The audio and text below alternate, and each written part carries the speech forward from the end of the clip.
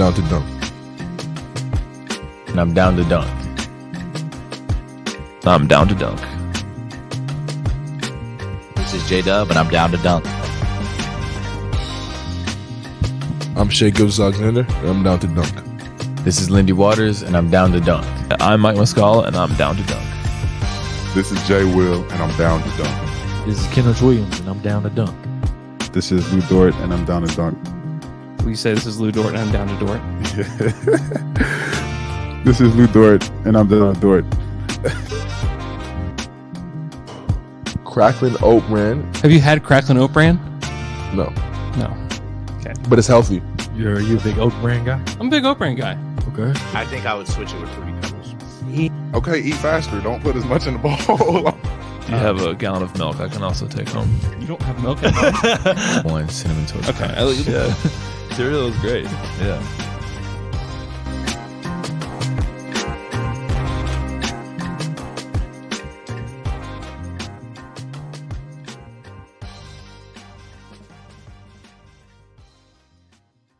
Welcome to Down to Dunk. I'm your host, Andrew Schlecht.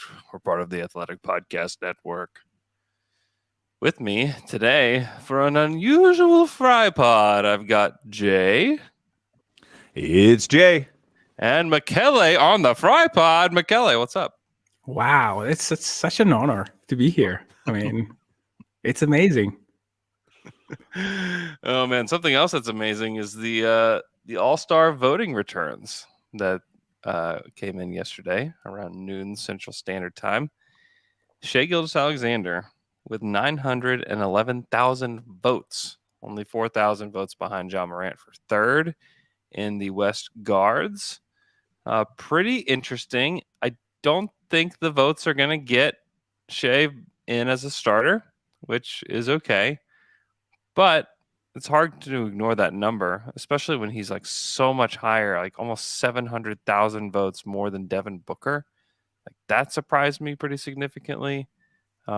Jay, what did you see, and what surprised you or what stood out?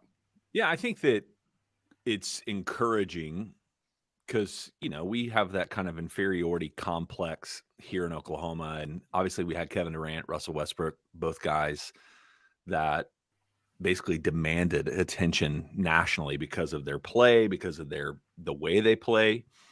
And so I think that we were all a little bit, and maybe I'm speaking too generally, but it does feel like we were a little bit nervous that Shea would be somebody that no matter how much he developed, he might go under the radar a little bit as far as the national narrative. And I think that we've been able to see that he really has become a kind of a household name, and everybody's talking about him, which is encouraging. And so that's, I think, what it's either the fact that he has gained national attention in his play so far this year, or somehow, like Andrew Wiggins, he is connected to K-pop. And so there's two options here that have gotten him to this level. But I do think I don't know, maybe I'm just crazy for assuming that, but I had kind of felt like, man, is Shea going to get the attention that those guys did, 10 years ago when Russ and KD started getting into this conversation?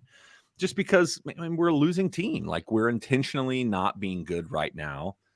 But Shea, that just speaks to how much his play is transcendent at this point. The fact that he is that close. And he really is, like, that being that close to John Morant. Because it's guard. So is it? I don't know, 2. So there's only 2. So he's not going to get obviously into the starting lineup. But the fact that he's that close to Ja is pretty unbelievable to me. The Booker one's not surprising, honestly, because the Suns have been so underwhelming, especially as of late. Booker's been injured a lot. True. But I don't know, man. It's a lot less. Like, it's just a lot less. Yeah. Well, I've voted 500,000 times. Well, that makes sense. I mean, Kyle Kuzma has more votes than Booker. Yeah. Like that's kind of wild. Like, I don't know. Like that's kind of weird to me that he would have. I mean, LaMelo Ball, who plays in Charlotte, has more votes than Book.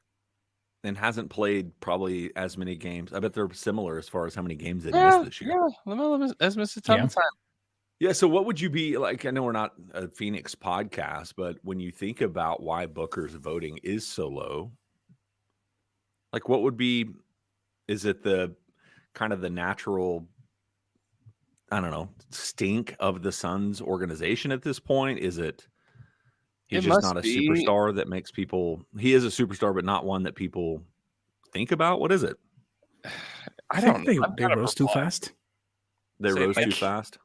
Yeah. Yeah, and then they let down in 2 consecutive seasons. So I mean, the bubble was amazing. There was like a lot of momentum building up. They made the finals, and then it started to like dissolve a bit, you know. And I mean, you want to sustain success. That's why I mean, it's important to build the right way, because if you jump and then you are not able to sustain, then your story is going to fade very quickly. And I think that the Suns are not a story this season. They are middle of the pack on the good teams. I don't think that anyone is betting on them to be really the contender out of the Western Conference. I mean, Denver has more, I think, supporters, Golden State, even the Clippers. So, I mean, the Pelicans are a much better story than the Phoenix Suns. So, I mean, to me, it's that. And Book is extremely good. I mean, it's not that he is playing bad or anything. It's just the entire Phoenix environment. It's not supporting him. Yeah. I mean, the Thunder are 3 games back in the loss column. Yeah. Of Phoenix right now. Yeah. Wild. Same. they have 19 losses already this season, which is more than the Pacers. I mean, I think that probably has something to do with it, but they've lost a lot of games recently because he's been out as well. So, yeah, they're 3-7 in their last 10. Like, yeah, we kind of talked about this, as it feels like there's an expiration date on Chris Paul teams. yeah. And he's also aging. Like, I don't know, he just feels like a very different player from what I've seen from him this year too. So, Yeah. He's not been the Chris Paul that we've all known for a long time. But Shea, I mean, I would be surprised if he didn't make the All-Star game at this point. Yeah. I mean, with that kind of support behind him, with the fans, I mean, everybody knows, like, when you're game planning for Shea, what he can do. He's one of the handful of guys averaging 30 points per game. I think he's gonna be in Salt Lake, which is pretty cool. I mean, I thought it was still a little bit of a long shot to get him to the All-Star game preseason. I know, like, Joe Masato predicted him to make the All-Star game. I just didn't feel quite there yet. And it's a testament to, like, the work that he's put in and the improvement that he just continues to just get better. It's pretty wild. Yeah. And I also think that, I mean, fan vote is what, 50% of the final vote. To me, it's not crazy to say that probably players will have him in the same ballpark as Morant, maybe higher, because of the way in which he gets points. I mean, players like Durant, for example, rave about the way in which he manipulate defenses and stuff like that. He's all craft. So I think that he has a shot to be maybe the third guard out of the Western Conference when he's all said and done. If he has a couple of good games over the next few weeks, maybe like a 50-point game or something like that, we should like that will help him quite a lot. So to me, I mean, even if the fan voting will not put him in the top 2, because I mean, it's impossible. I mean, those those 2 are deserving. I have no qualms. Like Curry's got to be healthy. Yeah, it should return though in a week or so. So, so I mean, it's impossible to place him above those 2. But I mean, for place number 3 in the East, it's in the West. It's going to be a challenge between and Ja, and I don't see any coach like leaving him out when he's so close to the actual starting spot. Yeah, I think that's right. Yeah, it's pretty cool. Pretty cool. Yeah. Do y'all know when they announce the reserves? Because I know the All-Star game is February 17th and 19th, but I'm like, Mm-hmm. so a couple weeks before that, I'm assuming? It's usually the week before, I think, that they do the Okay. reserves, and then Okay. 2 weeks before is the starters will be announced, Okay. and then they do like the TNT, like the Durant LeBron team or whoever it's going to be. That's probably who it's going to be again, where they'll pick. So that will be actually fun to tune in for. It's been fun to tune in for anyways. Like last year was amazing, because you had like the whole Harden stuff going on, and you had KD put in like the clipboard in front of his face, and I mean that was just like amazing theater. But it'd be even cooler to see like where do they pick Shea? Who picks him? In what order is he picked? I'd assume that he'd be one that's picked like not like the first like few picks, but I think he might get picked higher than people assume he would.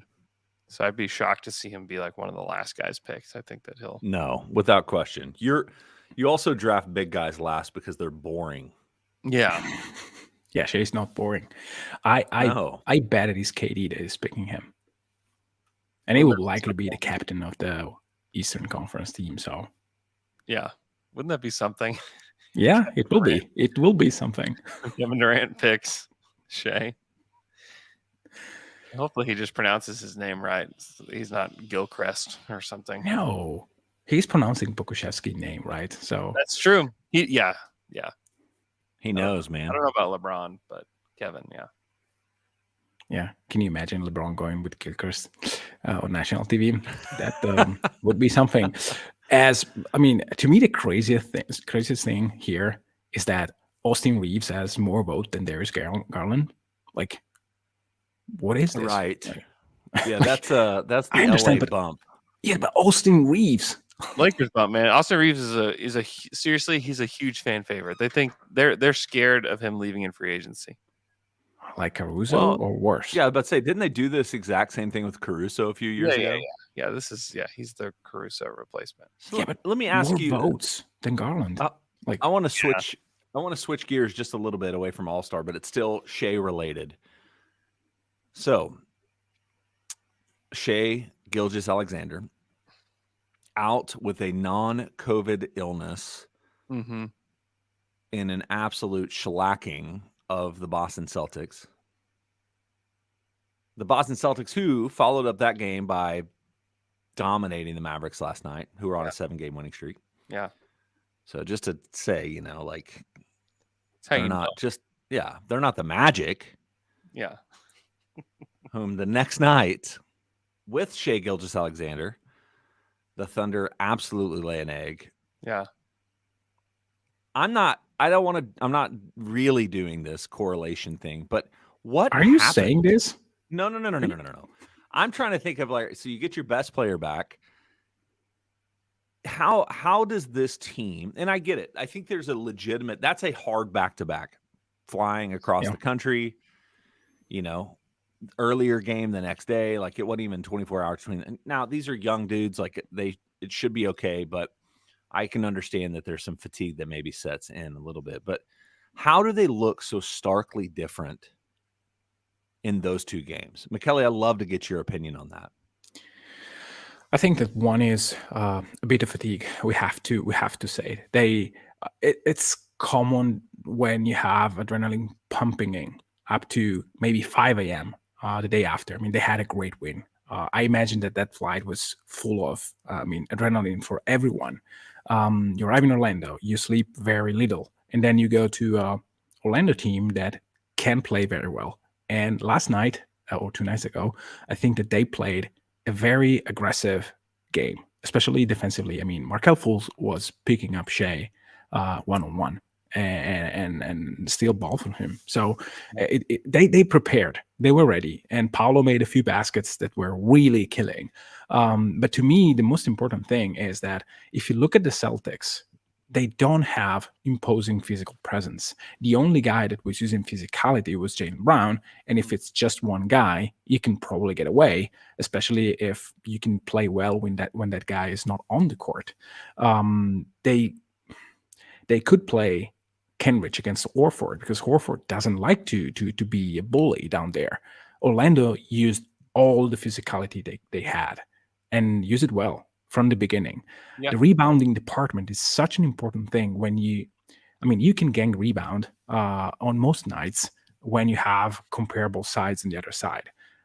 But it's taxing. I mean, if you look at the games that OKC lost during the season, a lot of them are against front line that are physically imposing. I mean, against Philly, they couldn't stand a chance because they couldn't control rebounds. They couldn't control pace.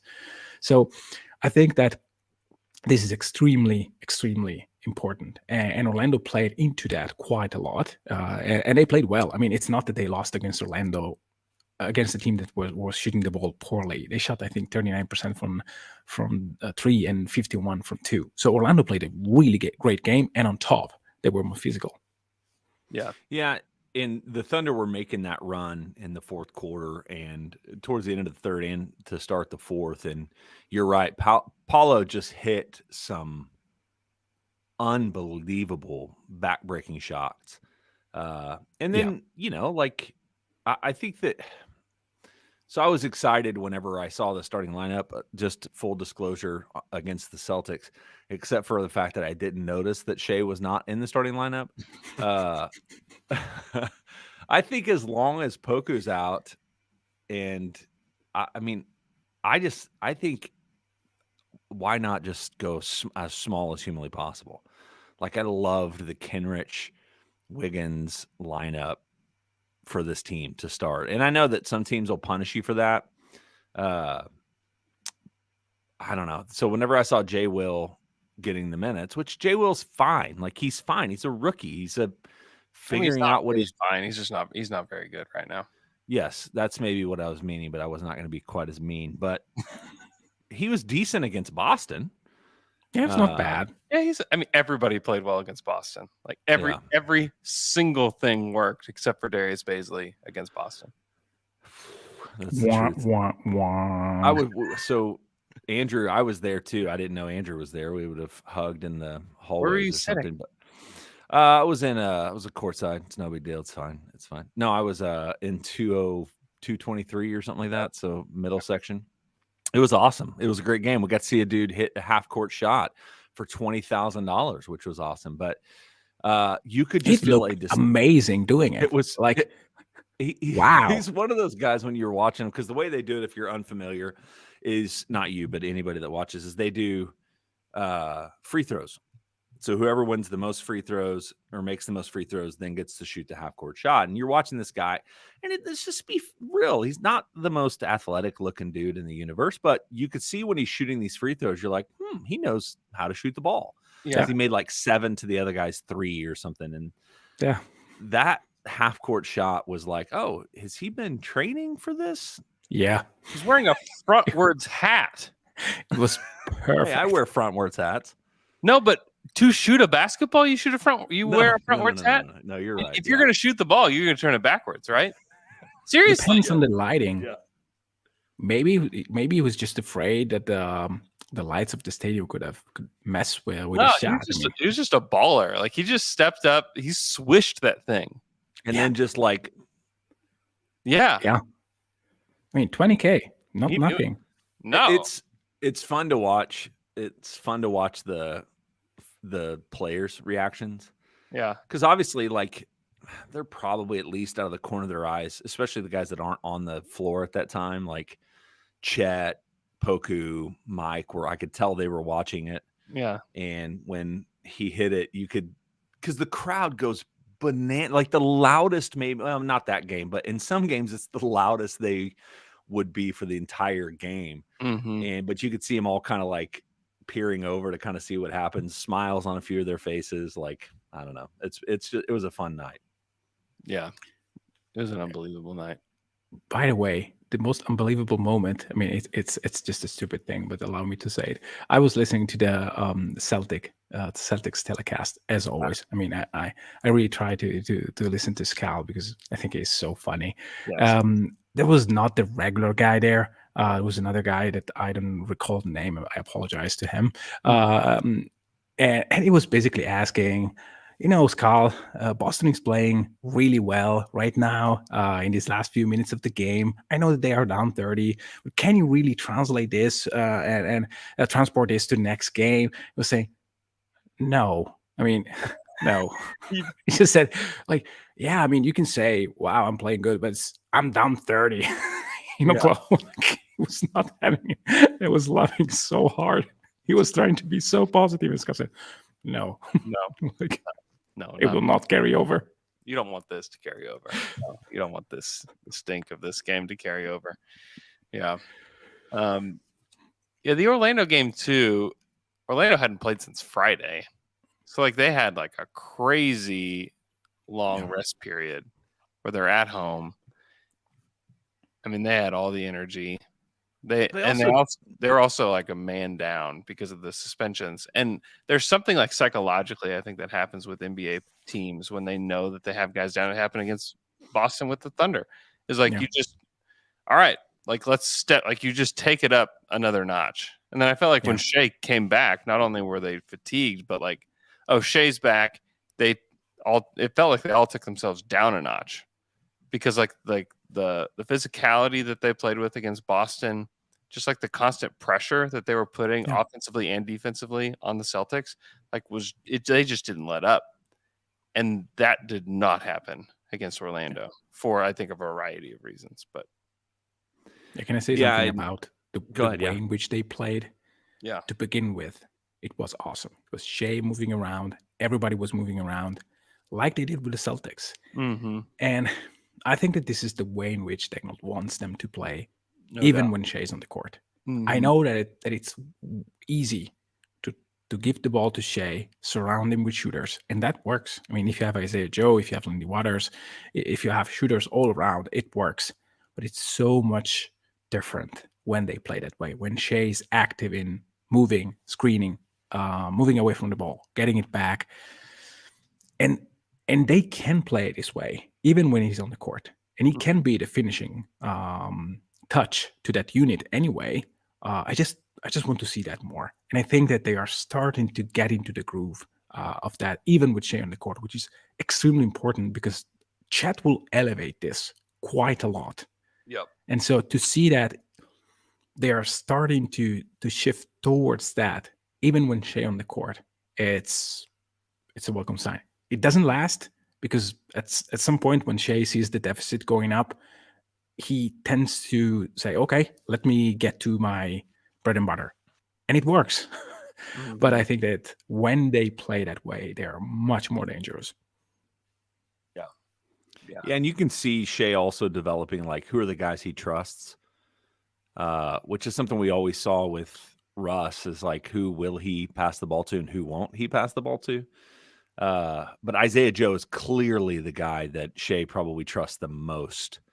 And Wiggins, I think, is another one. But I remember one play against the Magic where Shea gets all the way to a spot, right? Gets underneath, but they've got Wendell Carter's there, Paolo's there. Like, and that's the thing, is their front court is pretty formidable. Like, those two guys are really good. Like, both of those guys. Anyway, but so he gets to the basket and he's going up, and there's, the lane's kind of, and maybe it was Mo Bamba too, who can, is long at least. And he makes this weird, really bad pass, but it somehow gets there, and he's the first person he tries to find on that play. Other guys in more convenient spots, and he gets it to Joe. It's just who's the guy he trusts the most. And Joe's proven, I mean, he's earned that reason, right? Like, he's earned that respect.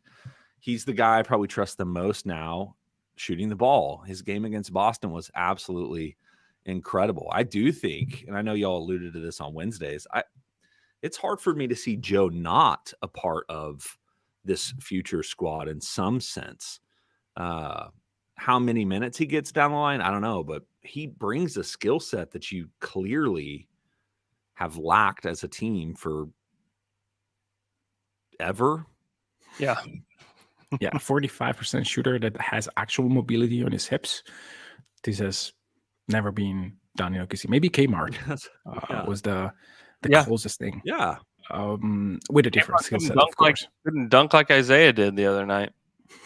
Yeah, those bananas. No, but the point is that, I mean, they are using lineups where they are playing both Waters and Joe.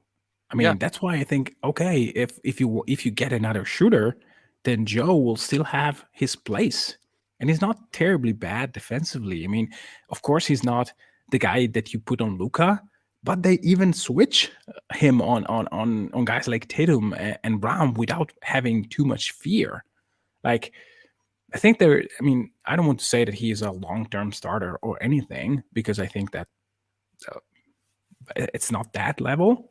Yeah. But to see him as a 8th, 9th man rotation, even in postseason, you need guys like that. You need the Seth Curry kind of guy that comes off the bench, hits a few bombs, especially against certain defenses, and opens up things for you. Yeah. It's when this team is fully healthy and I draft somebody else next year, I just think it's going to be tough. Like, it's going to be probably him or Trey. It's like, who's going to make it? Because they obviously want to have size for position too as a part of what they're building, and neither one of those guys have it. So I just find it hard to believe that, like, when this team is done, that they're going to have 2 guards that are small for their position that are going to play minutes. You know what I mean? So I think neither of them may make it, when it comes down to it, because this next year they have their own pick, and then the following year they could have as many as 4 first-round picks. And then it's like, okay, maybe you don't take 4 guys. Maybe you do. I don't know. And then guys that we really like that are on the roster today aren't going to make the cut when it comes down to it. So I'm curious to see how it all plays out. But there will be guys that we talk about this season as like, oh, they could be this, they could be that, they could be the future, they could be that are just not going to make it strictly because there aren't enough roster spots to bring all these guys in. And I still think that in the 24 draft, the Thunder will be trending up, but we'll still welcome young players to the roster. Sure. So I completely agree. I just wonder today, but I'm curious to see how it all plays out.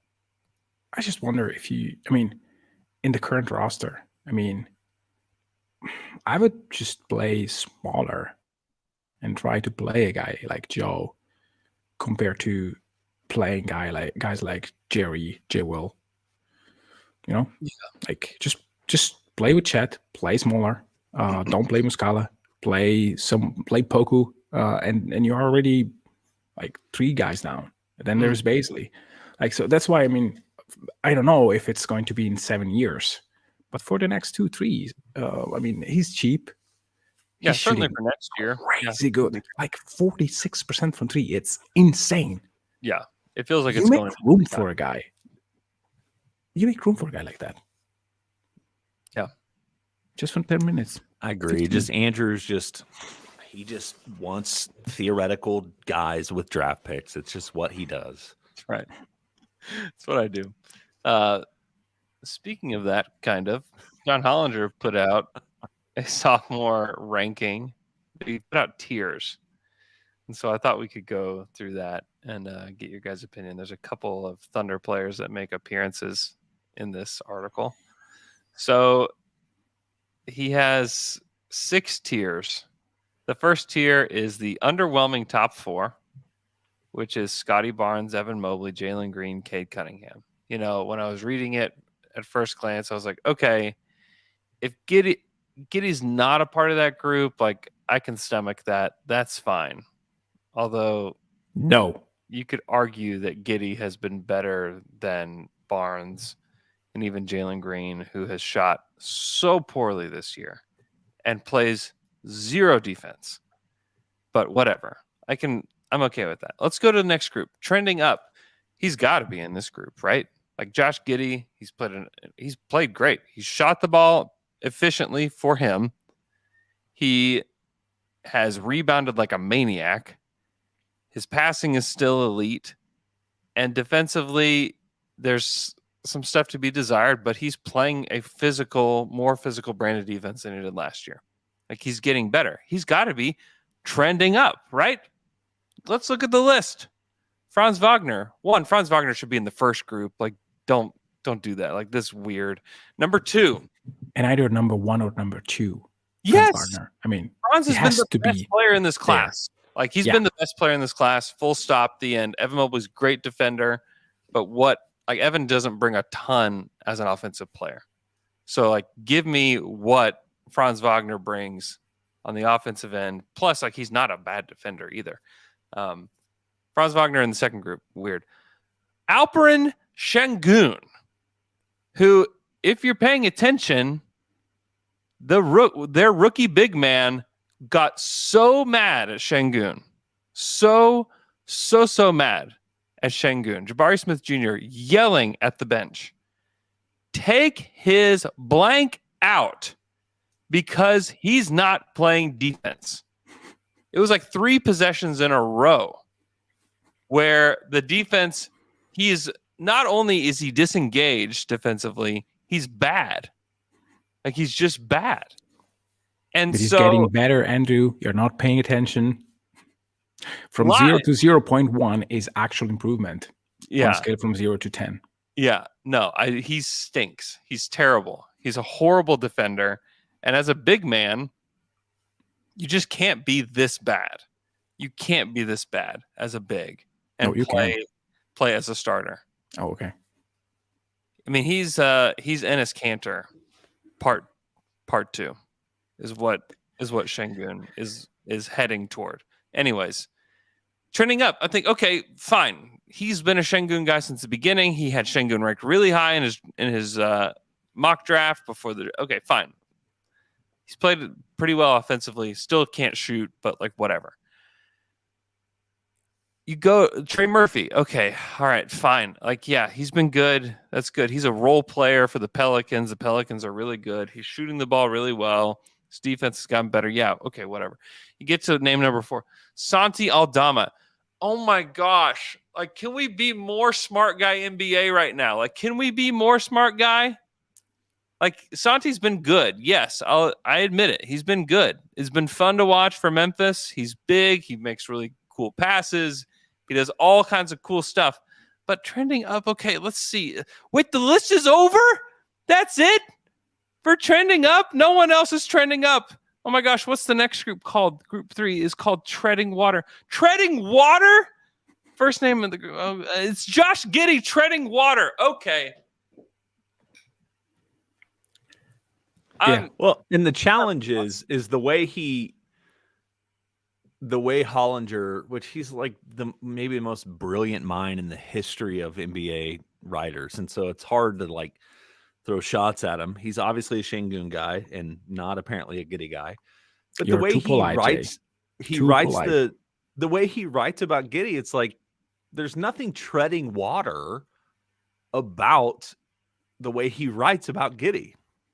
I know. It's maddening. I'm like, the way he writes this, it's like he should be up one level. Like, I don't know. It doesn't make any sense, but whatever. I mean, yeah, I think there's some validity to the fact of like, he has to figure out how to play. And he says it right here. Giddey also needs to be a ball dominant to be effective, which is not always great when it pushes Shea off the ball. He's been better about that. At least it seems that way as of late. But I don't know. It doesn't make any sense, especially when you're like, let's not get too pessimistic. There's been no capital B breakout, which, I mean, like 2 triple doubles as a rookie plus, I mean, the game in Madison Square Garden seems like a breakout game. The game against Boston was a breakout game, but you know, that's fine. Whatever. Yeah. Jay, are you actively looking right now at the stats or not? I was. Oh, okay. I just want to make a little quiz. Can you name how many players, rookies, are shooting better than Josh Giddey from 3? From the top rookies or sophomores? Sophomore, sorry. In this class. Shooting better than Josh Giddey from the 3-point line of this class. Yeah. And they are on a tier above him in Hollinger's rating. And they're at a tier above him? Mm-hmm. My bet is Trey Murphy. Great. He's shooting 41.6%. And compared to Josh Giddey, 33.7. Yeah. So Trey Murphy and I don't think Cade. I don't know what Cade's shooting. Nope. Cade's Cade is shooting 27.9%. Whoa. No, this is good. Probably the guy from Memphis, whatever his name is. Aldama, yes, I think, but barely, 35.8. And there's another one, which is the Not best rookie on Scotty, this not- class. Okay. Oh yeah, Franz. Yeah. Yeah. So Jalen Green, 32.5. Cade, 28, almost. Scotty Barnes, 28.9. Şengün, 20. Mobley, 22. And if you look at the percentage from the field, yes, Şengün and Mobley are playing better, are having better percentage, but they are big men. Rebounding wise, I think he is top 2 behind Mobley. Assist wise, I think I can't scroll the page, so I don't know, but it will be likely in the top 3. So to me, it's just nonsensical to say that a guy is trending waters when he's clearly in the top 5 of this class. And I know that he's not improving from last year too much, but to me, this is the whole point. Had Josh Giddey played the entire season last year, he would have been probably top 3 in rookie of the year voting. Yeah. Like, he was having a crazy good season for a terrible team, yes. And his numbers are trending up. Like, all the numbers except for the assist, which is something that we discussed many times. They're asking him to play a different role, and he's doing that. And he has less chances to pass the ball because the offense has introduced more passers. Like, there are more initiators. J-Dub is one of them. Shea is one of them.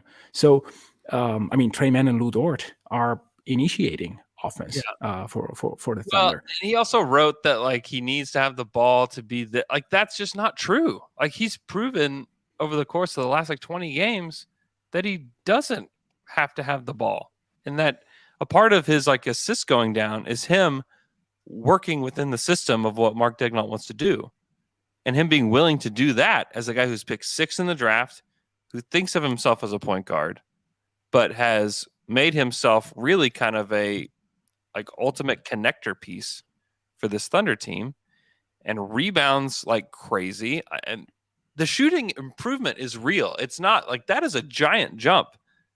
6+ percentage points from 3 is a huge jump. And Alex said it yesterday or on Wednesday that if you take away the first 4 games of the season, he's shooting like 36% from 3. So yeah, over the past 15 games, it's 42% and 90% from the free throw line. Yeah, it's absolutely bananas. Like, there's a jump there, and so it's just like ignoring all of that stuff. It's fine, and I like John. John's great. Like, John is extremely smart. He knows way more about basketball than I will ever know, and is like, he invented PER. He worked for the Grizzlies. Like, the dude knows what he's talking about. But this is wrong. Like, this ranking is wrong. So it's okay. We're all wrong sometimes. And this is just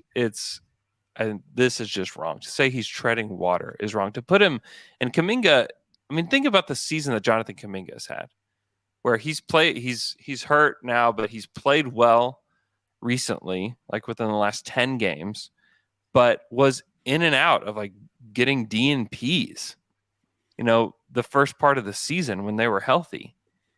Like, Josh never had a DNP. Like, Josh hadn't even come off the bench. It's not like the Warriors have like a much, much better record than the Thunder and all this stuff, and he's contributing to winning basketball. That's also not true about the Warriors and Jonathan Kuminga. And Davion Mitchell, you put him in the same category as Corey Kispert. And Corey, great. Corey is a nice player. He's gonna be a good role player. But like, have him in the same tier as those other 3 is just, it's nonsensical. It's just not, you're not paying attention. And it's okay. You don't have to pay attention to the Thunder and everything that they do. Like, you don't have to do that. But where is Bones Highland, by the way? I stopped the article at Giddy. I just got There's- too mad. Bones is not. He's not on the list at all. Which also, like, I would be going berserk if I were a What? Nuggets fan. I'd be Like- going absolutely berserk. Bones is shooting 41% on 6.2 attempts from three And he's just an for one of the best teams in the league. Like, absolute delight. Just a delight of a person. Needs to be on this list. He's not on the list. And, and Trey Mann's in the next group, trending ... not up. It's just that's fine. fine. That's right. Like, yes, he's in the same group as Jalen Suggs, Zaire Williams, Chris Duarte, Moses Moody, and Jalen Johnson. Like, yeah, that makes sense. Like, all those guys have struggled this year in pockets. So, yes, that's fine. Even though, like, Trey has looked so much better since he's come back from the G League. But, like, you can't, like, that can't be your judgment, No. Well, I will say Where's this: like, Herb Jones? he's in group 6. which is called "Why Are You Even on a Team?" That's his ranking. A second round pick that are making it work. Yeah, the group 6 is called Go Ahead and Die. Yeah. Why do you even exist? It's funny when I'm thinking about Trey Mann, like the luxury that the Thunder have to be able to utilize their G League or is it G League? What is it called now? Yeah, G League. Yeah. What did it used to be called? B D League. League. I don't know. D League. So G. But to be able to use that in this kind of like, I don't know, almost reset way for guys like Trey, that's huge. Like, I know sending him to Vegas for the showcase and all those different things. Like, you could see a like dramatic difference. Yeah. Just when he got his confidence back. Now for Trey's, if he wants to last in this league, especially with this team going forward, he has to figure out, like, that's not an option next year, in my opinion. Like, you don't get to go to the G League and have to figure your life out. Like, dude, you've got to find confidence from somewhere else. You either got to shoot your way through it or you just got to forget the bad games. He just got so out of rhythm where it was like, there were games where maybe it was the Houston game, he looked like he didn't belong in the NBA. And it's like, you can't utilize the G League in your future to reset your game. Like, I love that the Thunder could do that this year. And that's what happened to Poku, Poku last year. But just like with Poku, there's a time where it's like, if Poku would have had to go down to the G League to be ready to play this year, we would have been dramatically concerned about him. Yeah, no doubt. It's a credit to Trey too that he didn't take it as like, oh my gosh, yeah, no, it's so bad that I have to go here. Yeah, it can also be a detriment. That's real, man. And good on him, and good on. I mean, it's probably all about like the way that Sam and Mark and everybody frame it for him, And so it's a testament to like the organization and to Trey that he was able to actually get his confidence back by going down to the G League. And surely a guy like Trey can recognize, like, yeah, I am clearly not myself. Yeah. And to recognize that and to improve and to find a way to lock back in, like that's a sign of maturity. Like that's And when I watch Trey, and I know this is probably putting too much expectations on him, but if there's a guy that I see as having the most, maybe not the most, but one of the most dramatic impacts on this team, if he develops consistency from the 3-point line, it's hard for me to see past Trey.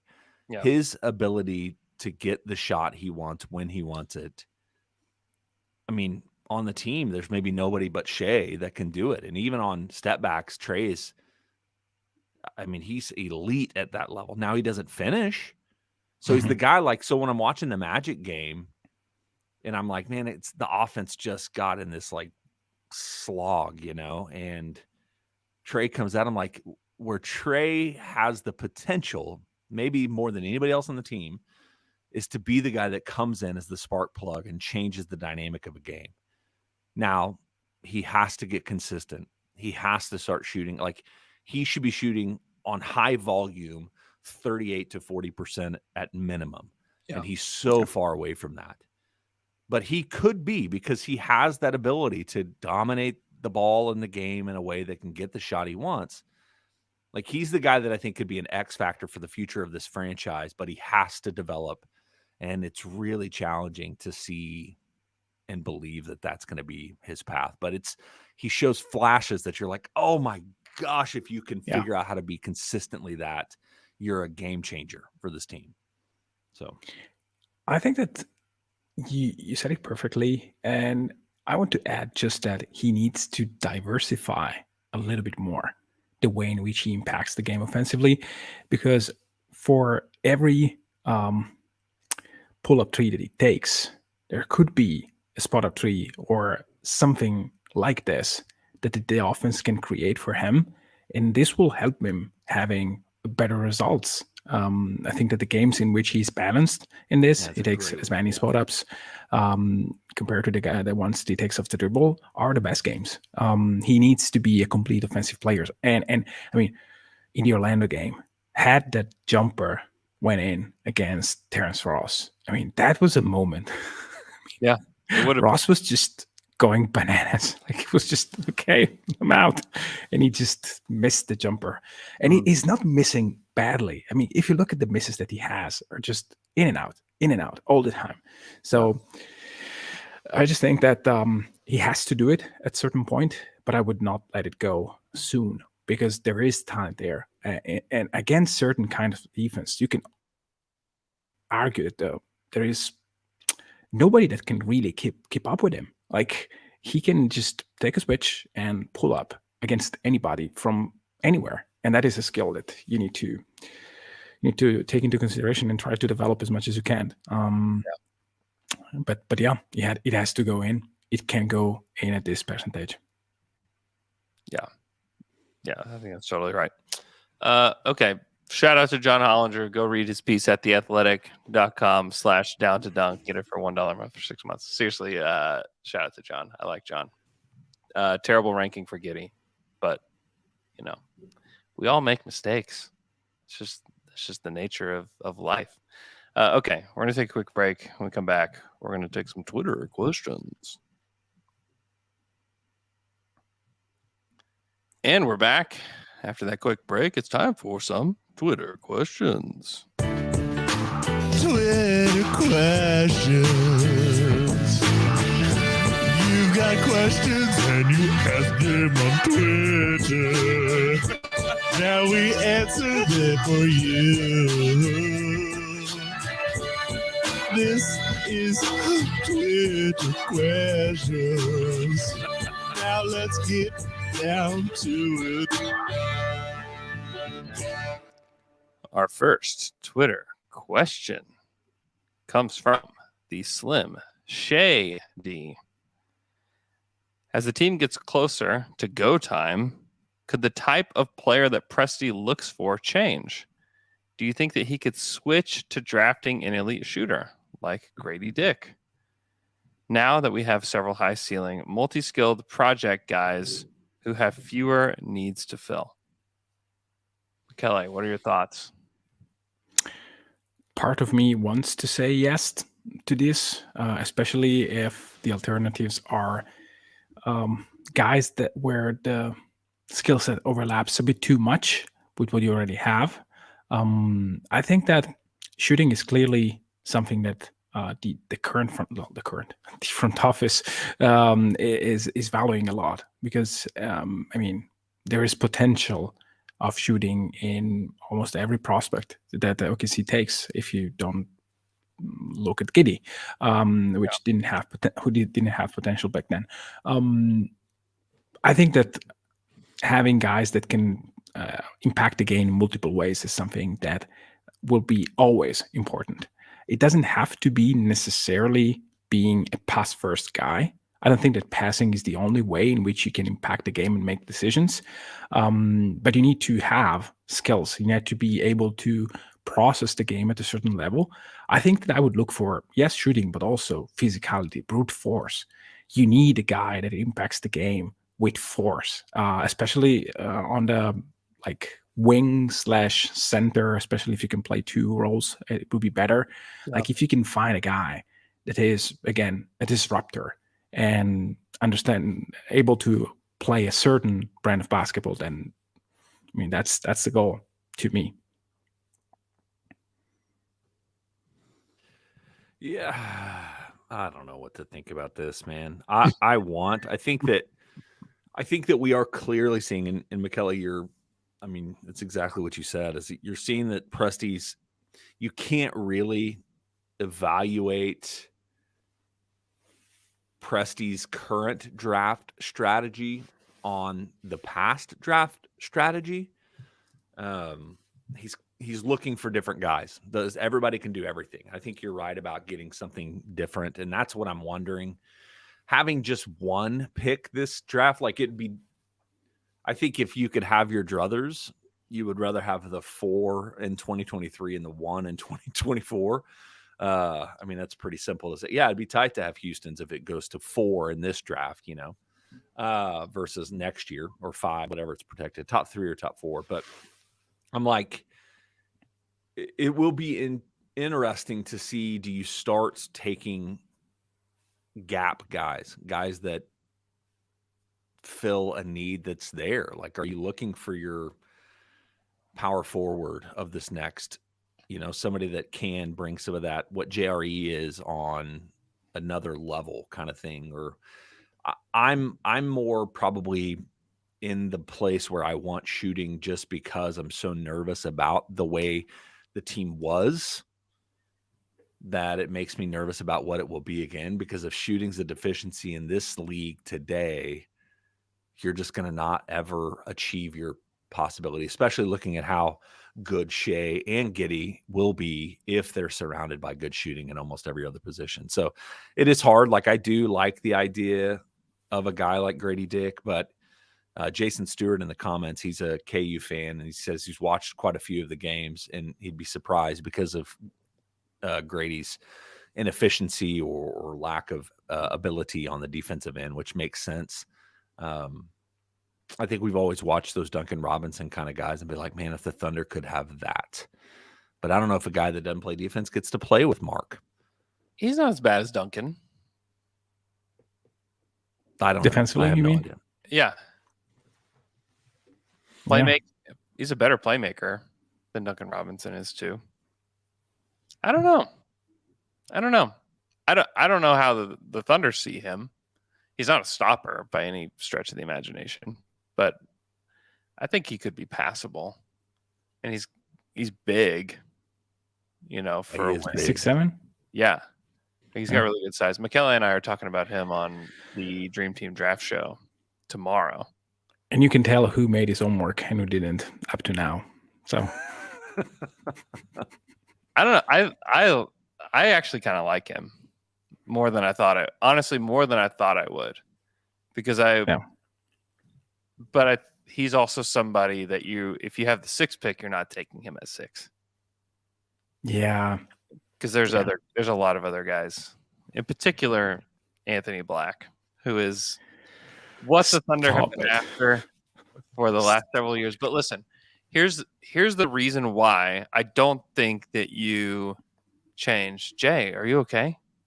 Jay's in the dark. He looks he blacked out. It looks like a painting of Jay. Here's the reason why I don't think they change a whole lot about what the strategy has been. Is what they've done is that they try to take guys that have good size for their position and guys that have a high potential. And you just don't take a role player in the top 5 of a draft.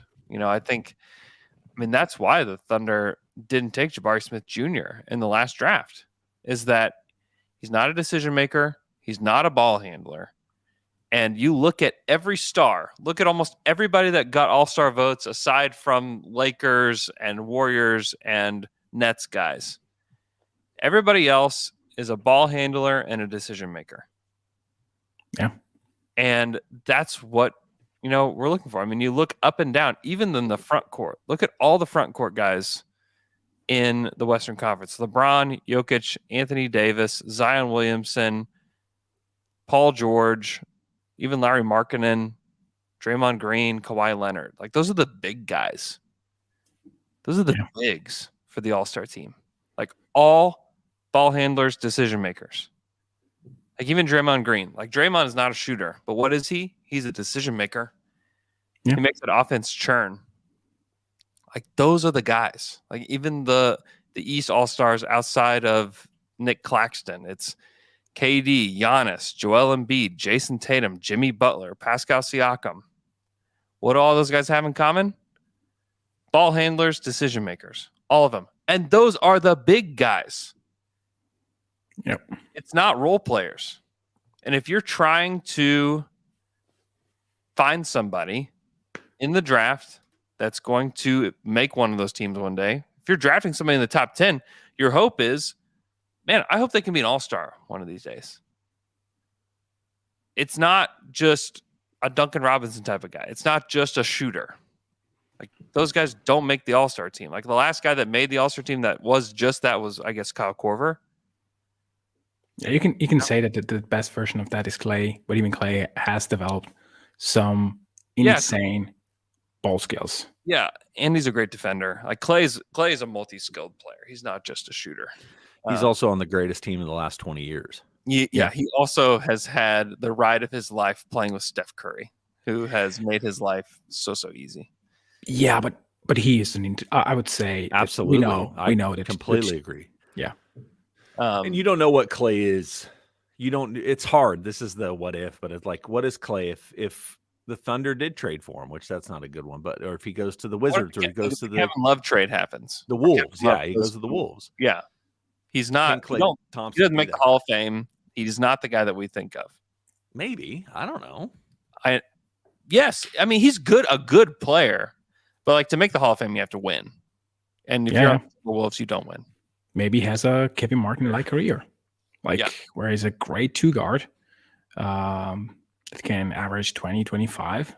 But I agree that alone he doesn't put your team where it should be, but him being in with the Warriors is an integral part of them being so great.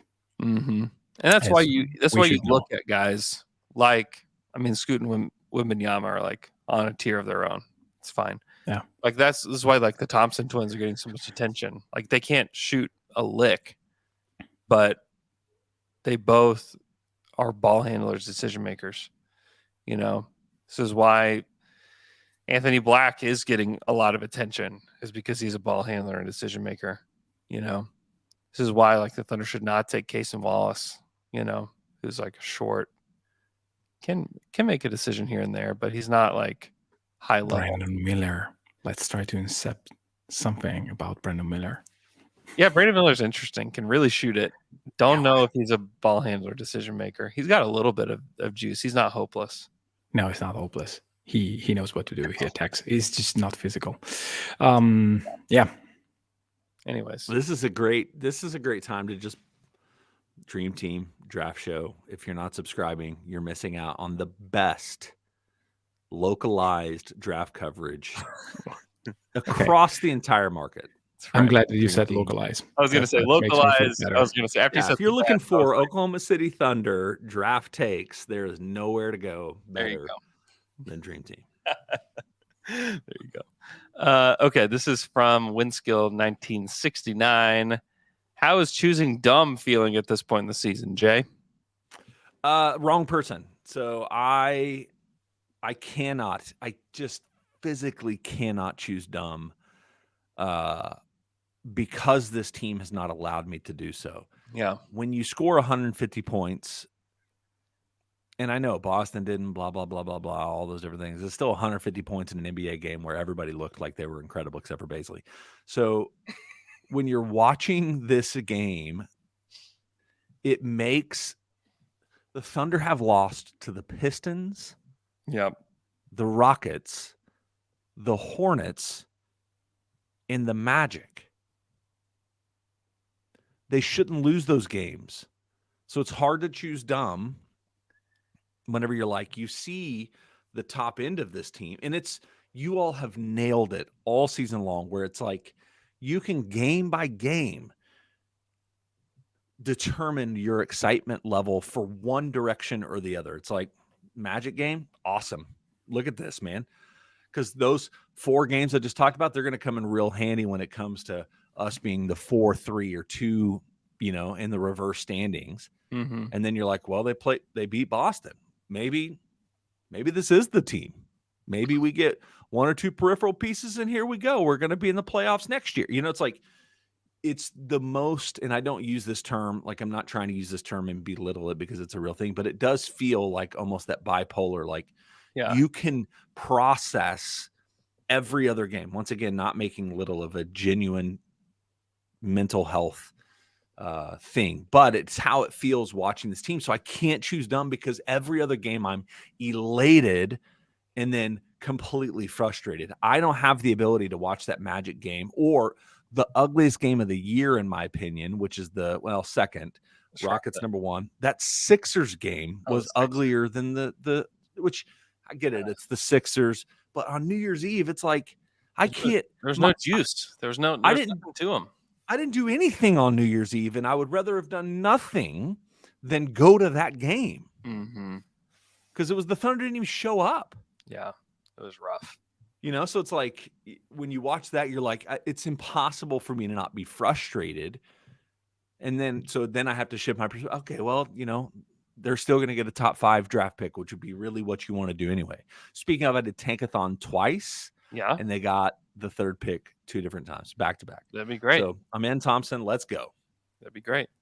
That'd be awesome. Hey, tune into the Saturday Slam and Jam today, dropping later this morning, where we talk to Sam Vecini and discuss the draft, discuss the rookie class. It's a very, very fun show. Very, very fun show. So check that out. We'll do a couple more questions, and then we will get out of here. At Alex_Bullerjack, if you could sign a shoe deal with any shoe company, don't limit yourself, any shoe company, who is it? And what color is your signature color? Man, that's a great question. Number 1, shout out to Alex Bullerjack. He passed his, I think, commercial real estate license test. Well done. Congratulations. Big shots. You're looking for commercial property. Alex is your guy. That's right. I don't know why. Actually, so historically, I would have been a Nike person. Yeah. And I feel like I've become such an old man where I'm like, probably Hoka. Yeah. Wow. He's got him. Wow. Nice. That's what I'm like. It's the most, maybe I'm crazy about this. They're trendy if you're in your 30s. That's what I'm saying. Yeah. Yeah. For older people, these are your shoes. Yeah. Next up is my Skechers. Oh no. Crocs. Although those are really popular too. But I'm a Nike guy, man. I've always been a Nike guy. I don't know about color. I used to always just wear black shoes. Yeah. Like basketball shoes. Yeah. Michele? I mean, I've been Nike, but then my brother switched to Puma, and now I'm using them. Yeah. These are like aggressive in terms of looking. So I like them. I have one that is basically acid yellow for running, which is they're quite good. So why not Puma? Yeah. I'd probably be a Vans guy if I could have any kind of shoe. Probably Vans. And I'm probably boring like black as well. But I always have at least one pair of Vans going on in my rotation. And I do like it's been such a change where when I was trying to play basketball, it was always like you tried to get neutral, black, white, red, if that was your team color or whatever. But now it's like you can wear whatever color shoe you want. Like I love, I think it's Lenny Waters has a pair of pink ones that he wears with all of his, regardless of what the Thunder uniforms are. And I don't know. I like those. So I do like a little color in my shoes though. Yeah. Yeah, I hear you. Last question from at Bangelope. Crunchy or creamy peanut butter? Michele, this is not a question for you. No. Michele's not a peanut butter guy. At all. Is that like an Italian thing or is that just a Michele thing? No, it's not really common here. If I go to a regular store, they probably don't have peanut butter. Isn't that weird? That's like so weird to me. No. Do you have You're dried sweet. tomatoes in your stores? Do we have what? Dried tomatoes? Dried Yeah. tomatoes? Yeah, sure. Sun-dried tomato, sure. God, I was trying to find something where you told me. But Yeah, man. apparently We're I America. didn't. We have everything. Okay. Uh, Let me. I'll try except for like to. good, I'll try another except thing. for good cheese. Good cheese. Okay. I should have gone with Uh, that. But we probably also don't have. We have like sun-dried tomatoes that come in like packages, or like some you can find them, but they're more specialized when they're in oil. You know, where you can get like a. Anyway. So I had them for lunch. That's why I asked. As an appetizer. Pretty good. With Pretty olives. good. And, yeah. I'm a crunchy man. On every way. I mean, ideally for a PB&J, I probably would go creamy, but for the most part, I'm a crunchy man. Yeah, I would go crunchy for a BBJ. What about like on pancakes? You do peanut butter on your pancakes? Yeah, I'll still do crunchy. Okay, all right. What is crunchy? I don't discriminate, man. I'll do it. So crunchy is basically peanuts. So it's Okay. peanut butter with just like they didn't shards of peanuts.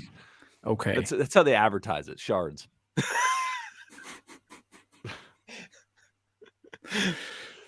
So they basically let the peanut be a little bit raw and not finely grinded. Yeah, Yeah. Is that what it is? Okay. I think they probably make the peanut butter and then throw the shards in later. Michele, we have stores that have machines that take peanuts and then mash them down into peanut butter for you in the store. Nice. Also almonds. Almond butter. Why is it called peanut butter and not peanut oil? I know we have oil from peanuts. We use it for desserts, Yeah, we but not. We have peanut oil too, but the butter. Chick-fil-A fries everything in. Yeah. And what is the difference in the process? I would be curious. Butter. There's more butter in it, I think. Oh, they put butter. It's more with buttery. peanut. They make I it. don't actually know if they put butter. I have no idea. They make it more buttery. I think is the way that they try to go about it. Is when they make Somebody it. put the Jason Stewart said peanut shrapnel. Yeah, that's what we like. Yeah, that's good. Oh my gosh. Okay.